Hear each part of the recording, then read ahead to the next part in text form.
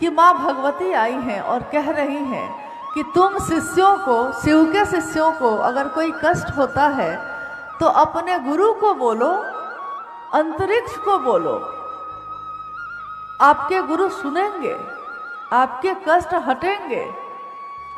ये सुनकर साहब और दीदी लौट आए और लौटने के बाद साहब ने कहा भी, उस जगह पे भी कहा कि पता नहीं शिव की शक्ति क्या चाहती है, या शक्ति शिवस्य शक्ति, शिव की शक्ति में ही बल है, उनकी इच्छा है तो ऐसा ही होगा। लौटकर जब वो आए तो उन्होंने शाम में पूजा घर में माँ नीलमानंद जी से कहा कि नीलम, एक कागज़ पे लिखता हूँ और इस कागज़ को पूजा घर में महादेव के शिवलिंग के पास रखाइए। कागज़ पे उन्होंने लिखा नमः शिवाय, फिर दूसरी पंक्ति लिखी हर हर महादेव, तीसरी पंक्ति उन्होंने लिखी जागा जागा महादेव। और उन्होंने माँ नीलमानंद जी से कहा कि नीलम, पूजा घर में ले जाकर इस कागज़ को महादेव के पास रख दीजिए, जो बॉस का आदेश होगा। साहब अक्सर महादेव को बॉस भी बोला करते, तो उन्होंने कहा जो बॉस का आदेश होगा वैसा ही किया जाएगा। थोड़ी देर बाद जब माँ नीलमानंद उस कागज़ को उठाने गई तो उन्होंने देखा कि जागा जागा महादेव पे लाल रंग से सही का निशान किया हुआ था। साहब ने उस दिन शाम में सभी शिव शिष्यों को बैठा के कहा कि महादेव यही चाहते हैं, तो आज से हम लोग जब भी किसी के नाम की घोषणा करेंगे, नए शिव शिष्य बनेंगे, तो हम उस घोषणा के साथ शिव के अंतरिक्ष साम्राज्य को इसकी सूचना देंगे और जागा जागा महादेव के नाम का उद्घोष करेंगे। ये जागा जागा महादेव नारा नहीं है, ये कोई हल्ला करने का ये वाक्य नहीं है कि हम हर बात में कहने लगते हैं जागा जागा महादेव, जागा जागा महादेव। ये इतना महत्वपूर्ण वाक्य है, इसमें ऊर्जा है सन्निहित महादेव की। आप याद करिए कि आप हम जितने भी लोग यहाँ बैठे हैं, हमने जिस दिन महादेव को अपना गुरु माना है, जिस दिन माना होगा आपने, उस समय किसी ने आपके नाम की घोषणा की होगी। नाम की घोषणा हुई है? आपके नाम की घोषणा हुई है? आप ही लोग से पूछ रहे हैं, नाम की घोषणा हुई है? हुई है। तो जिस समय नाम की घोषणा हुई होगी तो आपने महसूस किया होगा कि जैसे ही आपका नाम लिया गया होगा और किसी ने, सामने खड़े व्यक्ति ने, गुरु बहन या गुरु भाई ने ये कहा होगा कि आज से और अभी से इन्होंने शिव को अपना गुरु माना है, इनके नाम की घोषणा शिव के अंतरिक्ष साम्राज्य में दर्ज हो, और सबने मिलकर कहा होगा जागा जागा महादेव। आपने महसूस किया होगा कि ऊर्जा का संचरण आपके हृदय ने महसूस किया है, आपके मन प्राण में जैसे कुछ आ गया है। महसूस हुआ है? कुछ ऐसा हुआ है? हुआ है, क्योंकि अपने दिल से जानिए सबके दिल का हाल। जिस दिन मेरे नाम की घोषणा हुई थी, मुझको ऐसा ही लगा था कि जैसे मैं किसी और दुनिया में आ गई। ये दुनिया कितनी सुखद है, महादेव की बात है, महादेव का शिष्य मैं बन सकूं, इससे सुंदर बात मेरे इस जीवन का कुछ भी नहीं है। इससे सुंदर पक्ष मेरा कोई और नहीं है। मैं दुनिया में चाहे कुछ भी बन जाऊं, इससे ज़्यादा सुंदर मेरा परिचय कुछ नहीं हो सकता। क्योंकि जिस दिन साहब को 1986 में आकाशवाणी सुनाई दी थी, उस दिन साहब ने कहा कि मैं उस समय डिप्टी कलेक्टर था मधेपुरा में। मधेपुरा से वो पटना जा रहे थे। पटना जाने के क्रम में वो बेगूसराय में रुके थे। बेगूसराय के जो मजिस्ट्रेट थे, रोहतगी अंकल, जो अब शरीर में नहीं हैं, उनके आवास पे साहब रुके हैं। वहीं पे सुबह की बेला में जब वो जगे हैं और बाहर बैठे हैं अकेले, 4 बजे का समय है, अमृत बेला है, और साहब बैठे हैं। आवाज गूंजती है, उनके मन को सुनाई देती है और प्रश्न और उत्तर चल रहे हैं कि तुम क्या करते हो। साहब कह रहे हैं, साहब ने कहा कि मैं उस दिन डिप्टी कलेक्टर था। आपसे अगर कोई पूछता है कि आप क्या करते हैं, आप कौन हैं, तो हम क्या जवाब देते हैं? जब हमसे कोई पूछता है कि आप कौन हैं, तो आप क्या बोलते हैं? जो खेती करता है वो कहता है कि मैं किसान हूँ। कोई अगर शिक्षक है तो वो कहता है कि मैं मास्टर हूँ। कोई कहता है मैं प्रोफेसर हूँ। कोई कहता है मैं डॉक्टर हूँ। कोई कहता है मैं इंजीनियर हूँ। कोई कहता है मैं कलेक्टर हूँ। लेकिन साहब उस दिन डिप्टी कलेक्टर थे। आवाज ने पूछा क्या करते हो, तो इन्होंने कहा, इनको एक ही रूप अपना याद आया, क्या मैं शिव का शिष्य हूँ, शिव शिष्य बनाता हूँ। इन्होंने कहा कि मैंने ये क्या कह डाला उस दिन। मैं कह सकता था मैं डिप्टी कलेक्टर हूँ, मैं प्रशासन का काम करता हूँ, लेकिन मैंने कहा कि मैं शिव का शिष्य बनाता हूँ। और आवाज ने कहा जो तुम करते हो दूसरों को करने के लिए कहना। आवाज किसकी थी? महादेव की वो आवाज जो इनको सुनाई दे रही थी। उस आवाज में महादेव की ऊर्जा काम करती है। इसीलिए साहब ने जो कहा तो करोड़ों लोगों ने सुना और सुनते ही जा रहे हैं।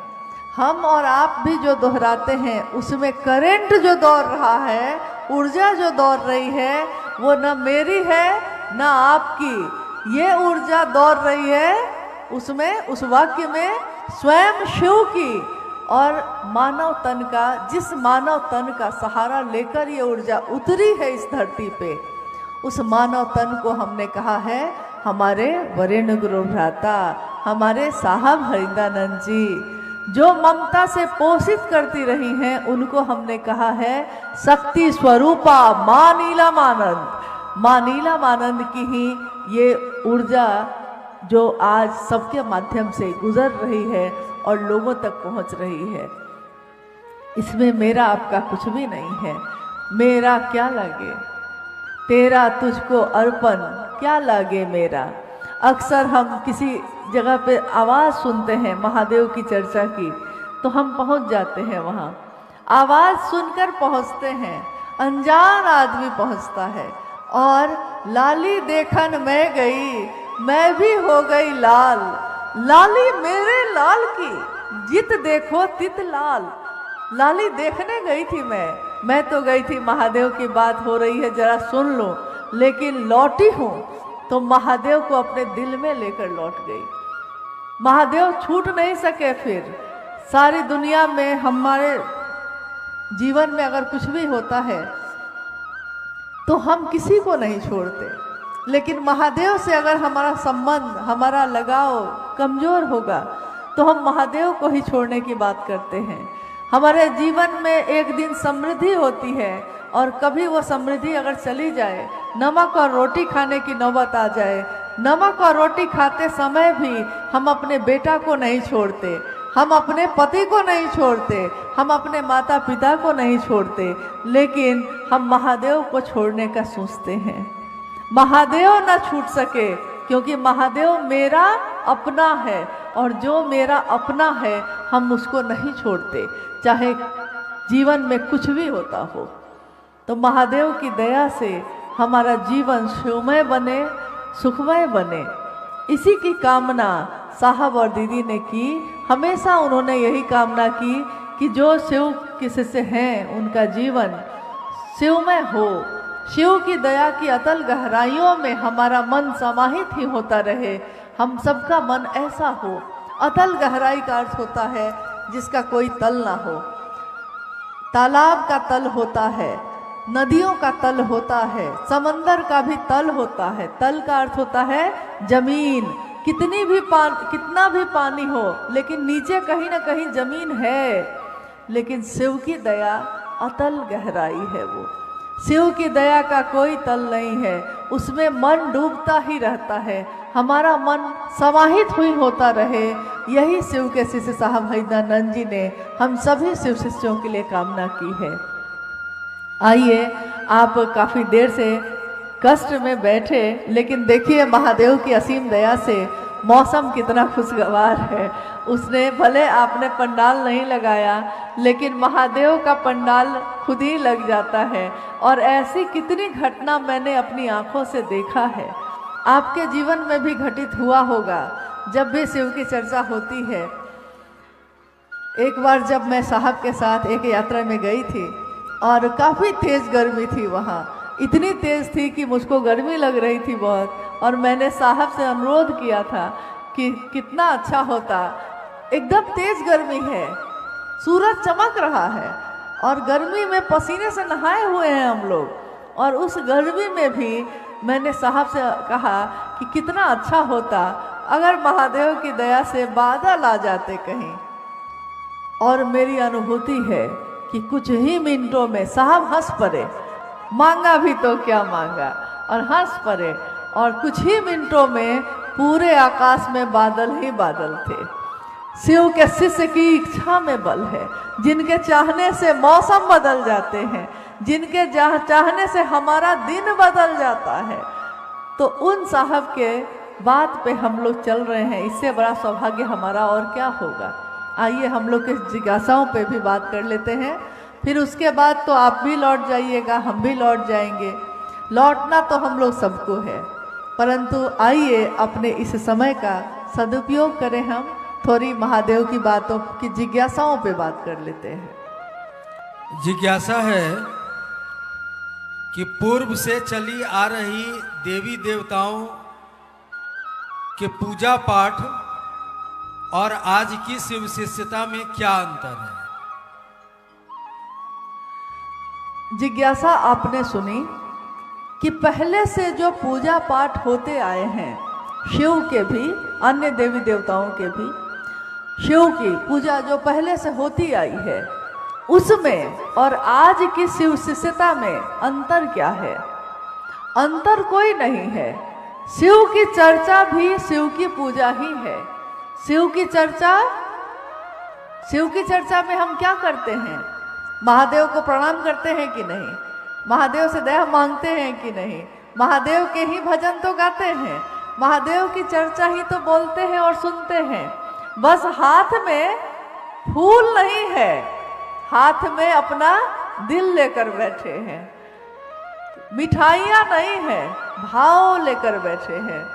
अंतर यही हो गया है कि जहाँ एक तरफ हम कर्मकांड में बहुत ज़्यादा रहे, कर्मकांड गलत नहीं है। अगर आपके पास फल है, फूल है, चढ़ाइए महादेव को, जल है, दूध है, चढ़ाइए। लेकिन अगर